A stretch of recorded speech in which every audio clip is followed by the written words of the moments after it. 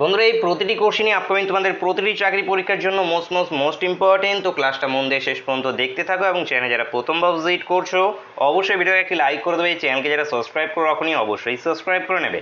Previous যে ক্লাসগুলো হয়ে গেছে সেগুলো তোমাদের সুন্দর করে প্লেলিস্ট করা আছে, প্লেলিস্ট ভিজিট করে অবশ্যই দেখে নেবে। ফার্স্ট কোশ্চেন কি আসে আমাদের এখানে, যে একটি ছাত্রের 6টি বিষয়ে প্রাপ্ত নম্বরের গড় কত?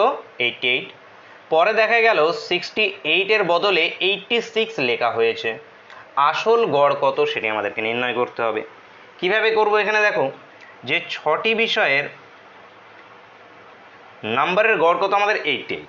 এবার 6টি বিষয়ে সে মোট কত নম্বর পেয়েছে কিভাবে বের করব আমরা?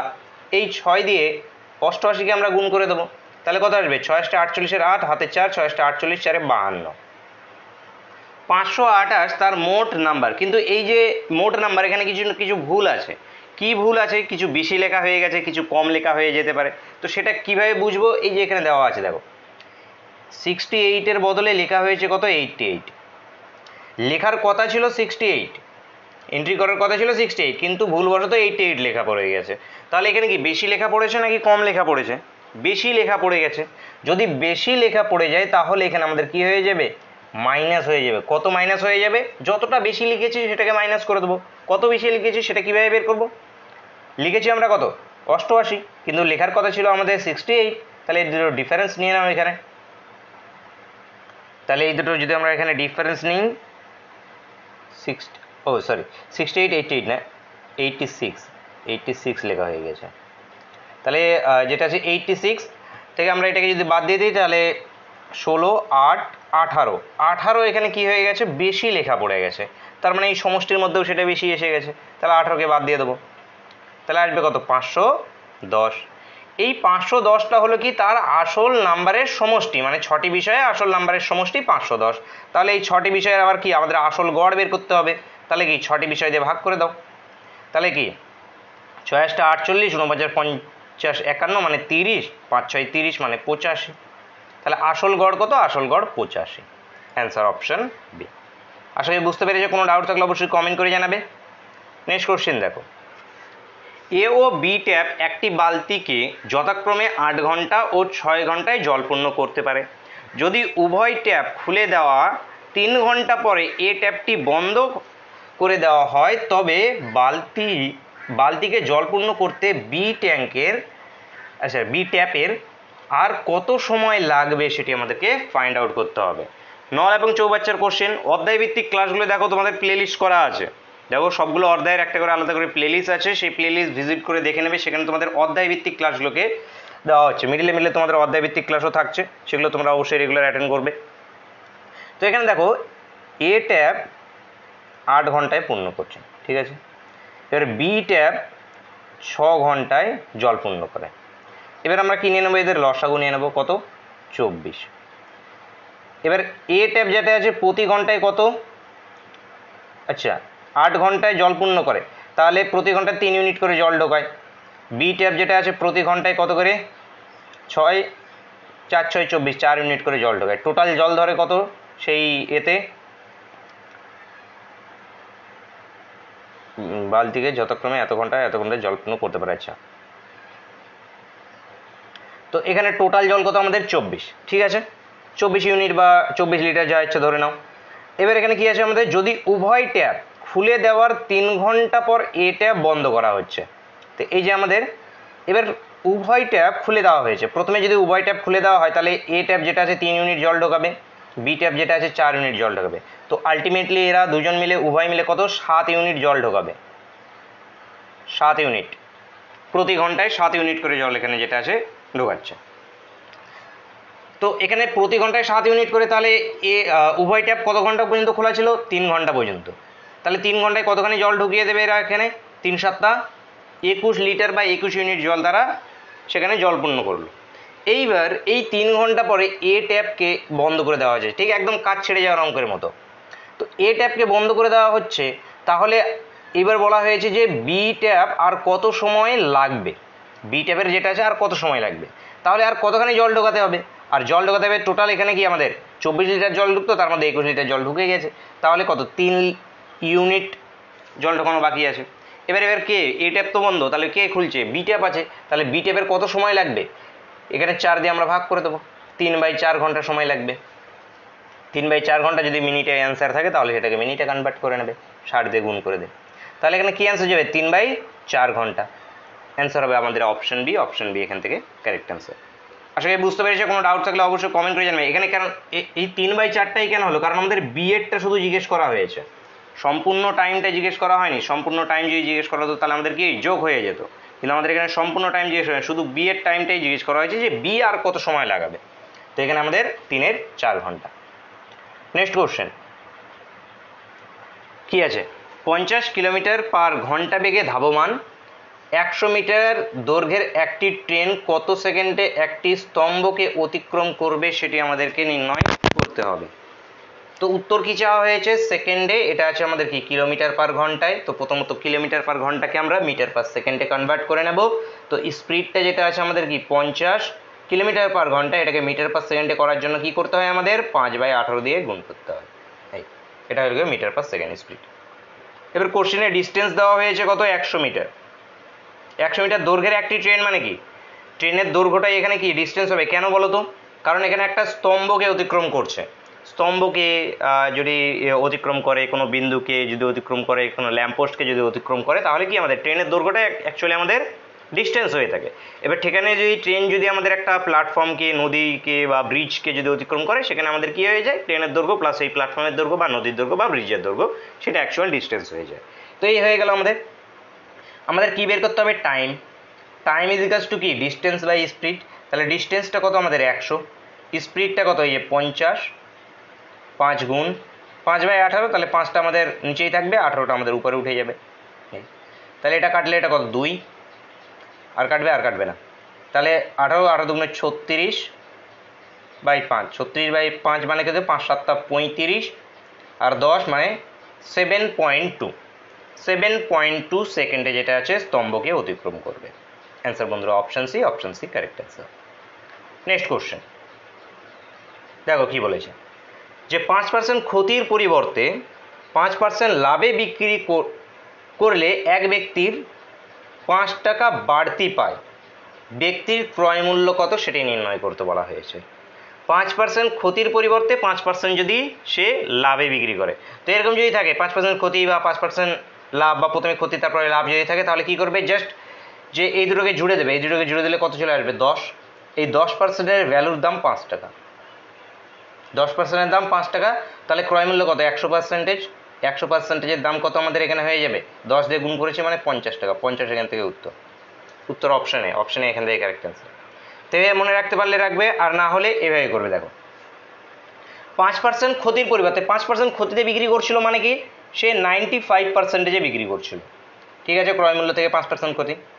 এইবার পরিবর্তে যদি 5% লাভে বিক্রি করে, 5% লাভে মানে কত 105%-এ যদি সে বিক্রি করে, তাহলে তার 5 টাকা বাড়তি পায়, মানে এইখানে যা টাকা পাচ্ছিল তার থেকে যদি এইখানটাতে যদি বিক্রি করে, তাহলে তার বেড়ে যাচ্ছে কত 5 টাকা। তাহলে এখান থেকে এই জায়গাটা কত ঘর বেড়েছে, দেখো 10% বেড়েছে, তার মানে এই 10%-এর ভ্যালুটাই আমাদের কি 5 টাকার সঙ্গে সমান। তো দুটোই যদি লাভ থাকে তাহলে সেভাবে করবে, যদি দুটোই ক্ষতি থাকে তাহলে সেভাবে করবে, প্রথমে যেটা আছে পার্সেন্টেজ আকারে নিয়ে নেবে, তারপরে যেটা আছে এদের মধ্যে ডিফারেন্সটাকে বুঝে নেবে, তাহলেই পেয়ে যাবে। তাহলে এখানে অ্যান্সার কি আমাদের অপশন এ, অপশন এ এখান থেকে আমাদের কারেক্ট অ্যান্সার। নেক্সট কোশ্চেন চলে আসবো, দেখো কি বলেছে, 1 ও 200-র মধ্যে কতগুলি সংখ্যা 3 দ্বারা বিভাজ্য কিন্তু 7 দ্বারা বিভাজ্য নয় বের করতে হবে। কীভাবে করবো, 1 থেকে 200-র মধ্যে, 1 ও 200-র মধ্যে কতগুলি সংখ্যা 3 দ্বারা বিভাজ্য, তো প্রথমত আমরা বের করি যে 3 দ্বারা বিভাজ্য কতগুলো আছে, কিভাবে বের করতে হয়, যে 1 থেকে 200-র মধ্যে মানে কি 200টাকে আমরা নিয়ে নেবো, মানে সবার লাস্টে যেটা আছে সেটাকে নিয়ে নেবো। এবার এটাকে ভাগ করে দেবো 3 দিয়ে, এবং দেখবো যে এক্স্যাক্টলি কত টাইম যাচ্ছে, ভাগ করার ডেসিমেলে ভাগ করার প্রয়োজন নাই, শুধু দেখবো যে এক্স্যাক্টলি কত টাইম ভাগ যাচ্ছে। তো কত 3 6 18, 19 করে আবার কি 20 এসে গেল, আবার 3 6 18, মানে 66 টাইম এক্স্যাক্টলি যাচ্ছে। পয়েন্ট ডেসিমেল আসতে পারে, সে আসুক, ভাগ করার যেটা আছে পয়েন্ট আনার কোনো এক্স্যাক্টলি কতবার যাচ্ছে সেটাই আমাদের এখানে। তো এখানে কি পেলাম আমি 66, তার মানে 1 থেকে 200 পর্যন্ত টোটাল ছেষট্টিটি সংখ্যা আছে যেই সংখ্যাগুলো 3 দ্বারা ভাগ যাবে, ঠিক আছে, 3 দ্বারা বিভাজ্য হবে। এইবার 3 দ্বারা বিভাজ্য হবে, কিন্তু আবার বলা হয়েছে 7 দ্বারা বিভাজ্য নয়, আবার যাতে 7 দ্বারা তারা যেন বিভাজ্য না হয়। তাহলে আমরা দেখি যেগুলো 3 দ্বারা বিভাজ্য হচ্ছে সেগুলোর মধ্যে 7 দিয়ে ভাগ হবে কতগুলো সংখ্যা, সেগুলোকে দেখি। এগুলো 66টি সংখ্যা যেটা আছে আমাদের কি 3 দ্বারা বিভাজ্য হচ্ছে, এগুলো কতগুলো যেটা আছে আমরা দেখবো যে এখানে 7 দ্বারা বিভাজ্য হচ্ছে। তাহলে এখানে কি করব, আমরা 7 দিয়ে ভাগ করে দেবো। 3 দিয়ে যেগুলো ভাগ হচ্ছে সেগুলোর মধ্যে দেখবো যে 7 দ্বারা কতজন বিভাজ্য হচ্ছে। তাহলে কি 7 লং এক্স্যাক্টলি কত আসছে, 63 টাইমস, সরি 7 লং 63 মানে 9, মানে টোটাল যেই সংখ্যাগুলো আমাদের 3 দিয়ে ভাগ যাচ্ছে সেগুলোর মধ্যে থেকেও আরও এমন আবার 9টা সংখ্যা আছে যারা আবার কি 7 দিয়ে ভাগ যাবে, যারা আবার কি 7 দিয়ে ভাগ যাবে। কিন্তু আমাদের কোশ্চেনটা সেটা চাওয়া হয়নি, চাওয়া হয়েছে 3 দ্বারা ভাগ যাবে, মানে 66টি সংখ্যা 3 দ্বারা ভাগ যাবে কিন্তু 7 দ্বারা ভাগ যাবে না। তার মানে 7 দ্বারা ভাগ যাচ্ছিল কটা, 9টা 7 দিয়ে ভাগ যাচ্ছিল, তার মানে সেই 9টাকে আমরা বাদ দিয়ে দেবো জাস্ট। তাহলে এটা উত্তর যেটা বেরিয়ে আসবে সেটাই কত বেরিয়ে আসবে আমাদের 57, 57ই আমাদের এখান থেকে অ্যান্সার। আশা করি যে বুঝতে পেরেছো, একদম সিম্পল বিষয়, কিন্তু যেটা আছে একটু কমপ্লিকেটেড মনে হতে পারে, কিন্তু আশা করছি তোমরা বুঝতে পেরেছো। কোনো ডাউট থাকলে অবশ্যই কমেন্ট করে জানাবে। 57 এখান থেকে উত্তর হবে, 57 আমাদের কারেক্ট অ্যান্সার হবে, যেগুলো কি 3 দ্বারা বিভাজ্য কিন্তু 7 দ্বারা বিভাজ্য নয়। নেক্সট কোশ্চেন দেখো, 0.54, 1.8 এবং 7.2 এর গসাগু কত হবে সেটা নির্ণয় করতে হবে। ডেসিমেলে থাকলে কিভাবে করবো আমরা, ডেসিমেলে থাকলে সেটাকে আমরা ফ্র্যাকশন আকারে নিয়ে নেব। মানে এখানে কি 54 পয়েন্ট আছে, মানে কত, এটা চলে আসবে 100, কমা 18/10, কমা 72/10। এর কি বের করতে বলা হয়েছে আমাদের, গসাগু। এবার ভগ্নাংশ আকারে যদি থাকে তাহলে গসাগু কি হয়, উপরের সংখ্যাগুলোর গসাগু, নিচের সংখ্যাগুলোর হয় আমাদের লসাগু। মাথায় রাখবে, যেটাই তোমাদের নির্ণয় ভগ্নাংশ আকারে তোমাকে যেটাই নির্ণয় করতে বলা হোক না কেন, গসাগু বা লসাগু, উপরেরগুলোর সেটা হবে যেটা নির্ণয় করতে হবে। এখানে গসাগু নির্ণয় করতে বলা হয়েছে, উপরেরগুলোর সবগুলোর গসাগু হবে। এখানে যদি লসাগু নির্ণয় করতে বলা হতো তাহলে উপরের সবগুলোর লসাগু হতো। তাহলে এখানে কি এদের গসাগু কি হবে দেখে বুঝতে পারছো, আশা করছি যে 18 হবে এদের গসাগু। ডিভাইড বাই কি হবে, নিচেরগুলোর লসাগু। এবার নিচেরগুলোর লসাগু কত হবে দেখেই বুঝতে পারছো, 100 হবে। তাহলে এখানে কি চলে আসবে, এটা 0.18, 0.18। তো 0.18 বন্ধুরা উত্তর হবে, উত্তর হবে আমাদের অপশনে, অপশনে এখান থেকে correct answer. Next question, algebra. 5x + 1/3x = 4 হলে 9x² + 1/25x² = কত হবে সেটা আমাদেরকে নির্ণয় করতে বলা হয়েছে। কিভাবে করব, এই যে ইকুয়েশনটা আছে, এইখানে আছে 5 কিন্তু এইখানে আছে আমাদের 9, স্কোয়ার তো করতে হবে, কিন্তু এখানে আছে 9, 9 মানে কি 3 এর স্কোয়ার, এখানে আছে 5। তার মানে আমরা কি করছি দেখো, 3/5 দিয়ে, 3/5 দিয়ে এ পার্টটা এবং এ পার্টটাকে আমরা গুণ করে দেবো। তাহলে দেখবে এই 5 কেটে যাবে, এখানে 3 চলে আসবে, এবং 3 3 কেটে যাবে, এখানে 5 চলে আসবে। মানে আলটিমেটলি এটা হয়ে যাবে আমাদের কি 3x + 1/5x, এটা = 3 4 12 বাই আসবে আমাদের 5। এইবার উভয় দিকে স্কোয়ার করো, তাহলে আসবে কি আমাদের 9x² প্লাস 2ab, 2ab করলে কি আসবে 2a মানে 3x, b মানে আমাদের 1/5x, প্লাস আমাদের b² মানে 1/25 তার x², এটা = কত 144/25। তাহলে এখান থেকে দেখো 9x² প্লাস আমাদের 1/25x², এই দুটোকে নিয়ে নিলাম, এটারই আমাদের মান বের করতে বলা হয়েছে। তাহলে এটা = ডাইরেক্ট এদিকে করে দাও। তাহলে এখানে কি x কেটে যাবে, তাহলে কি 3 2 6, 6/5 মানে 144/25 মাইনাস 6/5। তাহলে এবার এটাকে যেটা সলভ করো, এই দিকটা তো আমাদের হয়ে গেছে, শুধু এই দিকটা এবার সলভ করতে হবে। তাহলে কি 25 যদি আমরা এখানে লসাগু নিয়ে নিই তাহলে 144, 25 কাটলে 5 5 25, উপরে তাহলে 5 6 30 মানে -30, তাহলে আসে 114/25। 114/25 আমাদের উত্তর, উত্তর আমাদের অপশন বি, অপশন বি এখানে আমাদের সঠিক উত্তর। নেক্সট কোশ্চেন দেখো, রাম ও গোপালের অর্থের অনুপাত 7:17, গোপাল ও কৃষ্ণের অর্থের অনুপাত 7:17, দুজনেরই একই দিয়েছে। তো রাম যদি 490 টাকা, আচ্ছা রামের যদি 490 টাকা থাকে কৃষ্ণের টাকার পরিমাণ কত সেটি আমাদেরকে নির্ণয় করতে হবে। তো দেখো এখানে রাম ইস টু গোপাল দেওয়া হচ্ছে 7:17, ঠিক। গোপাল ইস টু কৃষ্ণ দেওয়া হচ্ছে 7:17। তো এখানে আমরা কি করব বলো তো, গোপালকে সেম করব। তো গোপালকে সেম করার জন্য গোপালের 17 এখানে 7, তার মানে এই 7 দিয়ে এখানে গুণ, এই 17 দিয়ে এখানে গুণ, তাহলে আলটিমেটলি এটা কত আসবে 49:17 যদি করি তাহলে আমাদের কত চলে আসে 7 সুতরাং 119, 119 এবং এটা কত চলে আসবে 119:17 × 289, 289। এইবার এখানে দেখো Ram is to Gopal is to Krishna কি আসবে আমাদের 49:119, এই দুটোই সেম /289। এইবার এখান থেকে দেখো, এখান থেকে কিন্তু একদম ইজি প্রসেসে করতে হবে, এগুলো ট্রিক কিন্তু মাথায় খাটাতে হবে এক্সাম হলে। এখান থেকে অনেক প্রসেস আছে, অনেকভাবে করতে পারো। যেখানে রাম গোপাল কৃষ্ণ এদেরকে ধরে নেয়, রামের ধরে নাও 49x ধরে নিতে পারো, এর এত টাকা, এর এত টাকা, এর এত টাকা। তো রামের টাকা ইজিক্যালস টু কত, যেটা আছে 490 মানে 490, এক্সের ভ্যালুটা বের করলে তারপরে এক্সের ভ্যালুটা যেটা আছে আবার এটাতে এসে পুট করলে এভাবে করতে পারো। অথবা অনুপাতগুলো দেখো, এখানে রামের টাকা কত 490, তাহলে এখানে 490 করে দাও, এখানে যেটা আছে 0 করে দাও, এটাকে দেখো 0 করে দাও। তার মানে রামের টাকা 490, গোপালের টাকা 1190, কৃষ্ণের টাকা 2890। তাহলে এখানে আমাদের অ্যান্সার কি কাকে চাওয়া হয়েছে, কৃষ্ণের টাকার পরিমাণ কত 2890, ডাইরেক্ট এখানে 2890 answer. Answer option C, option C এখান থেকে কারেক্ট অ্যান্সার। আচ্ছা এই বুঝতে পেরেছো যে কীভাবে করলাম, এখানে ডাইরেক্ট 0 বসিয়ে দিলাম বা ডাইরেক্ট 10 গুণ করে দিলাম একসঙ্গে, তাহলে হয়ে গেল। নেক্সট কোশ্চেন,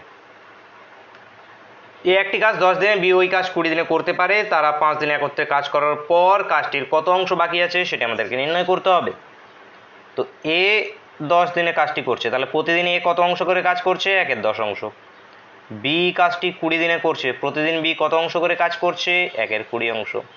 এবার এ প্লাস বি উভয়ই মিলে প্রতিদিন কত কাজ করছে, 1/10 প্লাস আমাদের 1/20, একদিনে এত অংশ কাজ করছে।